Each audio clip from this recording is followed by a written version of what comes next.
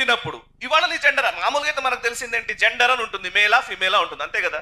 What was your gender when you born, ఇది question. So లేని ఒక ఆలోచన అనమాట. ఇప్పుడు మేము గ్లోబల్ రౌండప్ లో రెగ్యులర్ గా మాట్లాడుతూనే ఉంటాం ఫోక్ కల్చర్ కి సంబంధించి. ప్రపంచంలో ఇప్పుడు బయట ఏం జరుగుతుందంటే 4 ఏళ్ల చిన్నారి, యూరోప్ లో ఏదో ఒక దేశంలో 4 ఏళ్ల చిన్నారి వాడి జెండర్ ఏంటో వాడు డిసైడ్ చేసుకోవచ్చు.